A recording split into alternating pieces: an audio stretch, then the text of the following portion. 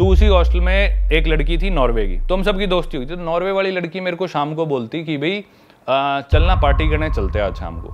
और मेरे को रेस्ट करना था क्योंकि मेरे को था कि मेरी कमर ठीक हो जाए, मैं फिर वॉल्केनो बोर्डिंग करनी है मेरे को। मैं बोला तू जा, नहीं मैं नहीं जा रहा पार्टी करने। हमने लंच साथ करा था तो वो सोची थी शाम को भी चले गए, तो मैंने मना कर दिया उसे। तो वो अकेले चली गई पार्टी करने। मैं सो रहा हूँ अपने बेड में, सुबह 3 बजे आती है वो, मेरे को रोते रोते उठाती है और रोने लग रही। कमरे में और सारे सोने लग रहे, मेरे पास आके चीख चीख के रो रही। मैं बोला क्या हुआ क्या हुआ? बोली कि मैंने बाहर से पार्टी करने गई थी, एक कोई मेरे को बूढ़ा अंकल मिला कनाडा का, उसके साथ मैंने बियर वीर पी ली और मेरे को नशे हो गए। वापस आने लगी तो किसी ने मेरे साथ छेड़छाड़ करी और मेरा फ़ोन छीन लिया और मेरे साथ गलत हुआ है। तो मेरे को उस पर बहुत ज़्यादा दया आई, मेरे को बहुत बुरा लगा यार। मैंने पहले तो उसको थोड़ा सा डांटा कि भाई ये तेरा मतलब क्या है, ऐसे रात रात को घूमना और बूढ़े अंकल के साथ बियर पीना। तो मेरे को इस चीज़ पे भी गुस्सा आया। फिर मैं बोला चल कोई नहीं, अब जो हो गया तू आराम कर। मेरी थोड़ी सी बहुत ही मैं सिंपैथेटिक हो गया उसकी तरफ। तो मेरे पास बोली मेरे पास फ़ोन नहीं है घर पे बात करनी। तो मेरे पास फ़ोन था, मेरा 2 फ़ोन रखता हूँ, एक iPhone 14 Pro, एक था मेरे पास iPhone 12 Pro Max। तो मैं बोला कि भाई ये फ़ोन तू रख ले, कोई नहीं अपने घर पे बात कर ले और ऐसे वैसे। तो वो बोली ठीक है थैंक यू। उसने घर पे बात करी, अपने जो भी सबको बताया। सुबह हुई तो बोली कि मेरे को नया फ़ोन चाहिए, मेरे साथ फ़ोन लेने चल पड़ेगा क्या। तो हालांकि मेरे को और काम था उस दिन, रिकॉर्डिंग पे जाना था। मैं बोला चल मैं चल पड़ता हूँ। मैं उसे ले गया, उसके लिए फ़ोन सेलेक्ट करा, फ़ोन दिलवाया। वो फ़ोन कल आना था, उधर भी उसकी मदद करी, फिर उसे खाना दिलाया, वापस भाई मैंने उसकी 2 दिन पूरा ध्यान रखा उस लड़की का। उसके साथ जो हुआ 2 दिन बाद उसने नया फ़ोन ले लिया मेरे को, उसने मेरा फ़ोन लौटा दिया, मेरा फ़ोन भी ख़राब करके दिया उसने। वो वापस आया, उस पर 15,000 रुपये खर्चा आया। छोड़ो चलो, फ़ोन दे दिया। अब क्या हुआ कि नेक्स्ट डे हमें जाना था वॉल्केनो बोर्डिंग करने। वो अपनी जाके फ़ीस दे आई और मैं बोला कि मैं फ़ीस नहीं दे के आया। बोली मैं ना खाने जाने लग रही हूँ। और वो खाने वाला रेस्टोरेंट था हमारे हॉस्टल से 300 मीटर दूर, और जहाँ पे वॉल्केनो बोर्डिंग की वो फीस रजिस्टर कराना था, एक दिन पहले कराना होता है, वो था 350 मीटर दूर, 50 मीटर दूर था सिर्फ उस रेस्टोरेंट से, और हमारे हॉस्टल से भी 350 मीटर दूर। तो मैं बोला यार मेरा तो मैं रेस्ट कर रहा हूँ ताकि कल मेरी कमर परफेक्ट हो जाए, ये ले पैसे, ये ना मेरी वॉल्केनो बोर्डिंग की फ़ीस पकड़ा दियो। तो बोली लड़की बोली sorry but I am not going there, I am going to have my lunch, I don't want to walk 50 extra meters. मतलब वो लड़की बोल रही है मैं तेरे लिए 50 मीटर एक्स्ट्रा क्यों चलूँ, मैं क्यों तेरे पैसे दूँ। बोली नहीं तू खुद दे आ। मतलब भाई मेरा उस दिन मेरे को इतना बुरा लगा ना यार। तो बताओ अपन कितना ज़्यादा किसी के लिए करते हैं कई बार। भाई ये क्या सीन है यार। भाई इंडियंस ना बहुत दिलदार हैं, बाहर के लोग नहीं है यार। भाई ये थोड़े चोर भी होते हैं, चोरी भी होती है हाँ। जैसे हम भी गए थे लंदन घूमने, हम भी एक डॉम में रुके थे भाई। हम मतलब पार्टी वार्टी करके हमने सोचा कि हम थोड़ा और आगे निकलते हैं, पहले हॉस्टल में चिल करा थोड़ा, फिर हम चले गए।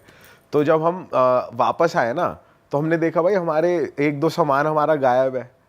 हाँ, और हमारे साथ रुके हुए थे डॉर्मेट्री में गोरे ही थे। और एक हरामी तो हमारे बेड पे सो गया, हमने कहा उठाए, कच्छा उतार के सो रहा। ये मेरे साथ भी होता है भाई।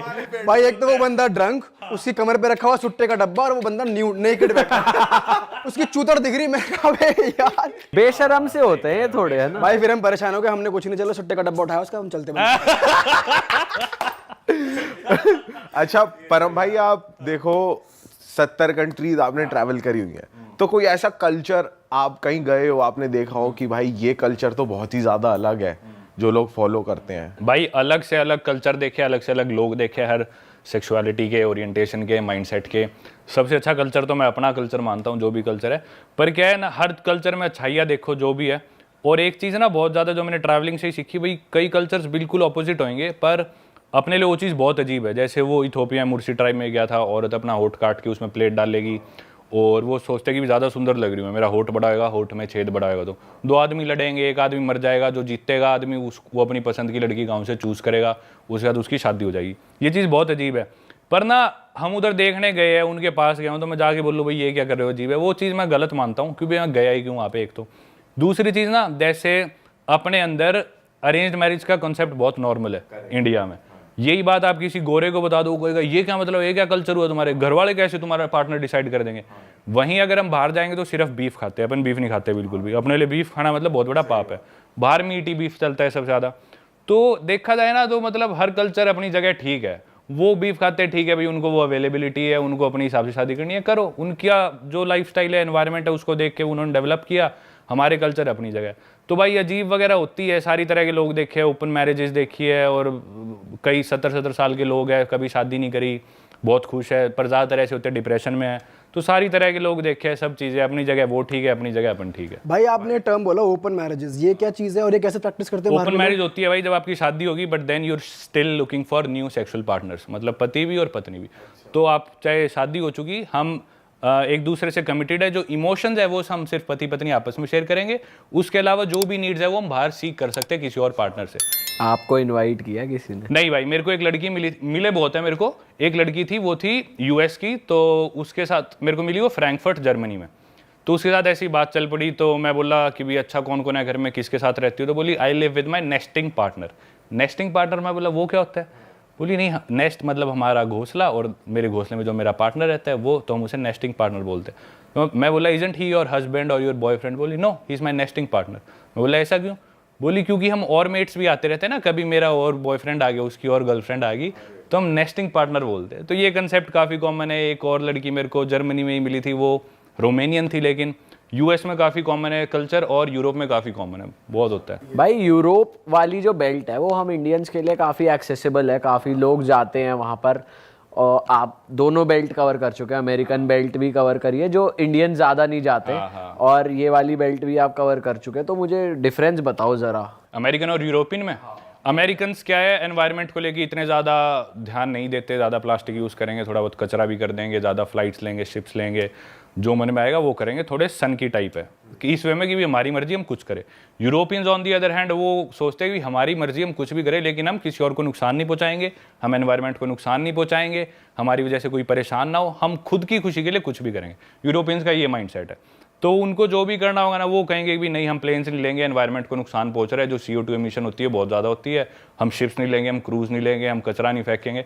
वो बहुत ज़्यादा इस तरह के यूरोपियंस। हम बस और ट्रेन यूज़ कर लेंगे, पब्लिक ट्रांसपोर्ट लेंगे, साइकिल चलाएंगे, गाड़ी नहीं लेंगे। अमेरिका में शो ऑफ बहुत ज़्यादा है, पैसा बहुत ज़्यादा है। अमेरिका की इस तरह की सोसाइटी है। वैसे क्राइम मुझे लगता है अमेरिका में ज़्यादा है। अमेरिका में ज़्यादा है। जैसे कोलंबिया वगैरह आप गए हो भाई, वहाँ पे हमने बहुत ज़्यादा डॉक्यूमेंट्रीज भी देखी हैं, और ये नार्कोस वगैरह भी देखा है कि बैग में स्लिप कर देते हैं। हाँ भाई, कोलंबिया से रिलेटेड किस्सा बताता हूँ आपको, बढ़िया, मतलब काफ़ी किस्से कोलंबिया के, तो पर एक काफ़ी इंटरेस्टिंग।